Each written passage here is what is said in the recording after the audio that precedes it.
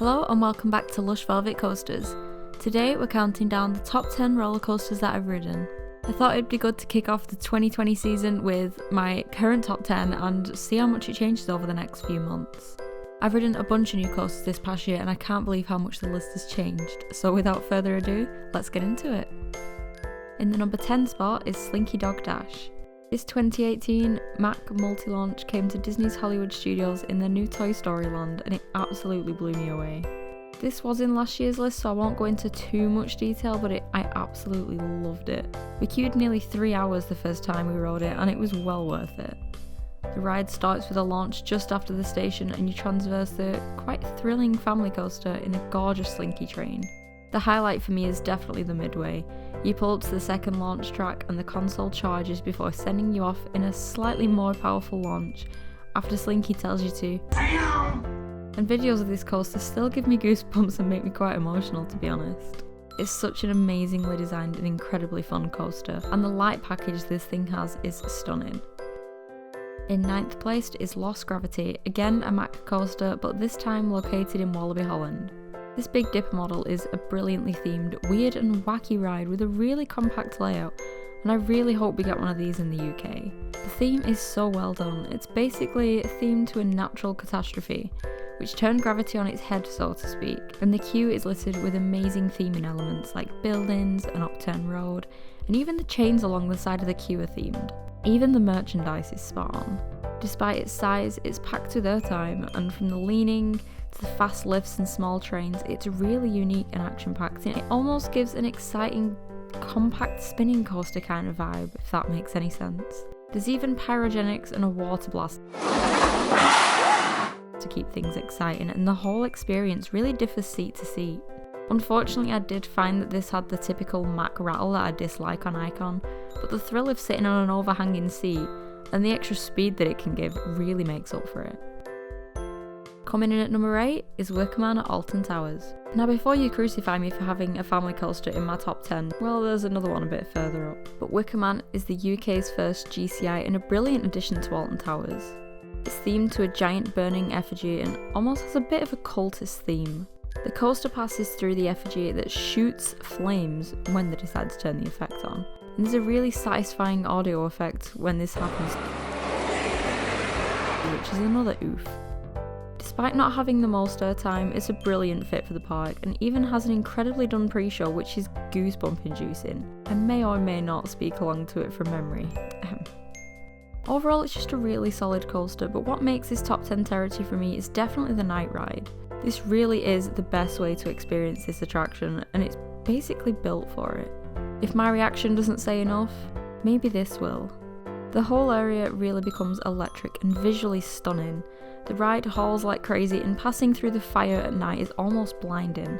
Considering it's the first secret weapon post-Wardley, I think they've done the park proud. In 7th place is the Smiler.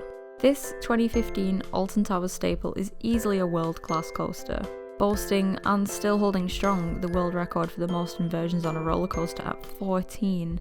The inversions are honestly not even the best part of the ride. The theming on this Gerstlauer beast is amazing, and as dark as Merlin typically love.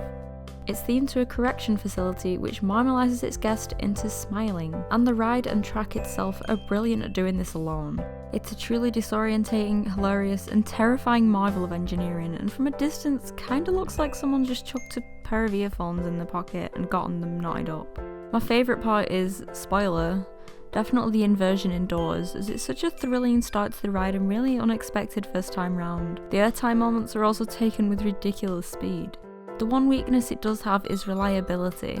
I've ridden it roughly 10 times in total and more than half the times I've had to wait due to delays, as well as a couple of occasions where we've had to be let out of the queue. Although it is understandable that this ride is operated with more caution than most, so I can respect that.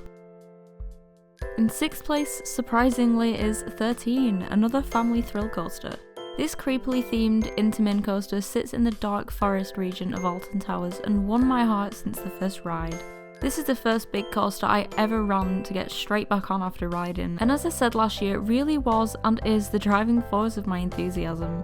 The first drop has unfortunately been trim braked half to death, but it still packs a punch, and this thing has aged so well. It's incredibly smooth, has borderline floater moments as it whisks in and out of the trees in the dark forest, and the drop track is incredibly original and exciting. It's one element that really makes my stomach drop every time. The night rides are also world class. The flash of the camera is blinding, but the rest of the ride is just pitch black. I even got a tattoo loosely inspired by Th13.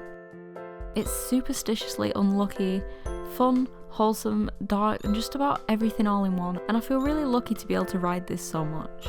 I love the dispatch track, and the indoor sections are just brilliant.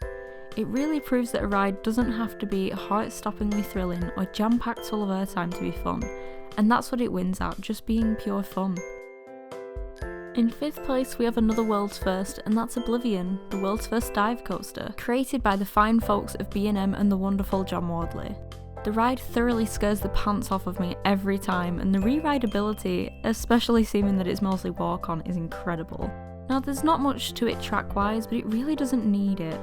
The cheesy 90s theming is absolutely brilliant, and I'm so glad it stayed this way, although a bit of a jet wash wouldn't hurt, and a lot of darkness just tops it off.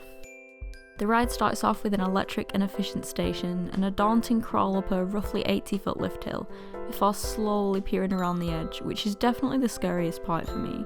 You then dangle absolutely helpless for a random amount of time before falling 68 miles an hour straight down. Well, 87 degrees, close enough. That drop is the only coaster element that's ever fully made me black out. It's incredibly powerful. I've banged on about this a lot, but I absolutely adore this ride since taking on my friend's advice.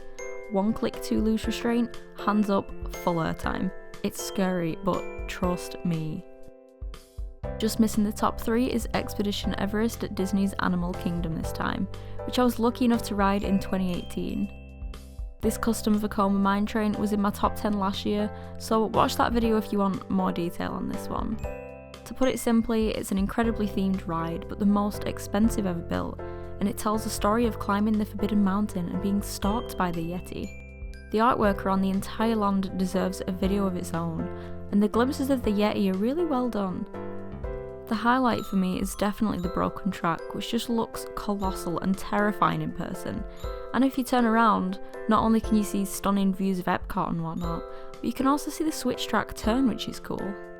It features the most intense backwards section I've ever experienced in a ride, in the pitch black and a gut punch of a drop afterwards. And of course the iconic Disco Yeti. It just fills me with emotions and wholehearted appreciation for the Imagineers of Disney. The whole of Disney's Animal Kingdom is stunning, to be honest, and a really big part of me loving this ride so much.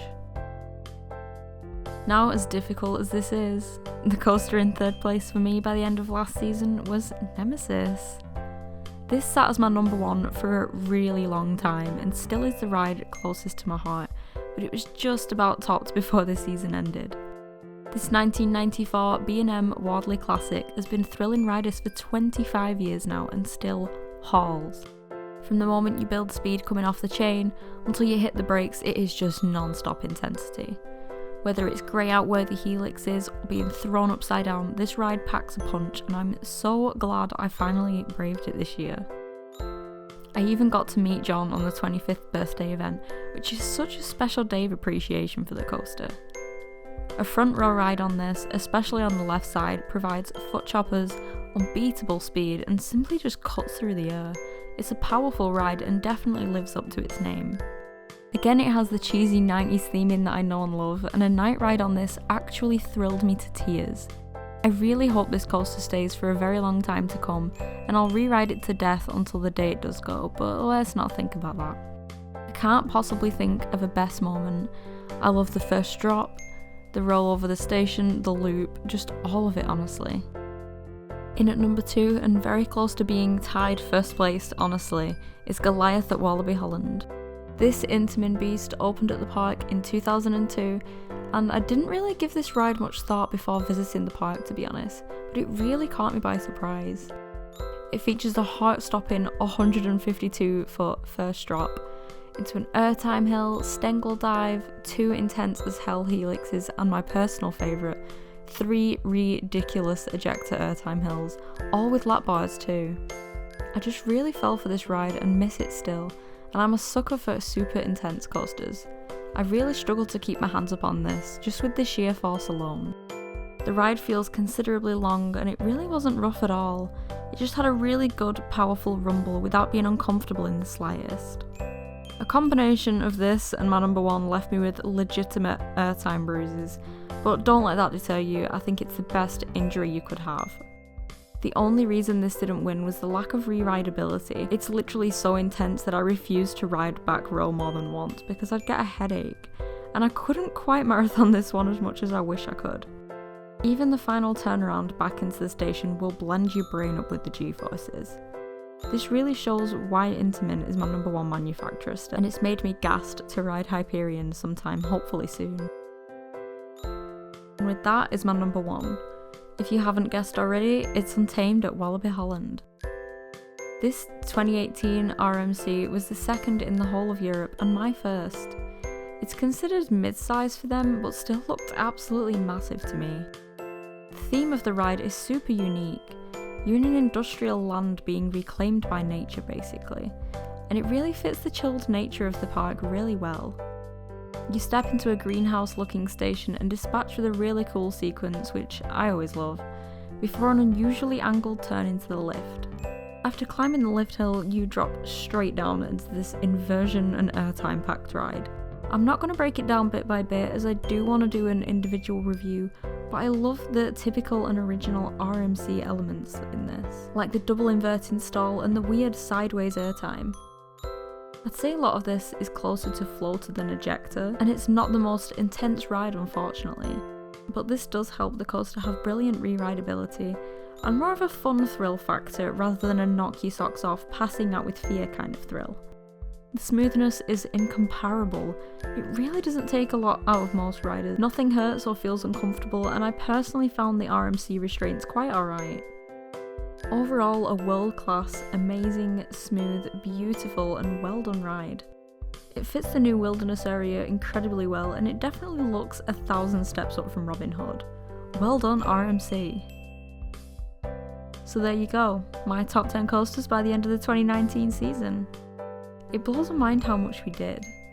This time last year, Nemesis was something that I dreamed of riding in the distant future. Untamed wasn't even in my plans, and I was scared of everything. Even things in my top 10 last year have since been swapped about, which is pretty interesting. And I'm excited to see how much this will change in 2020. I've got Shambhala and Red Force definitely confirmed, possible Energylandia plans, Thorpe and Flamingo Land on the horizon, and possibly more depending. Let me know down below what's in your top 10 and what you think of mine. Thanks for watching, and I'll see you soon. Bye!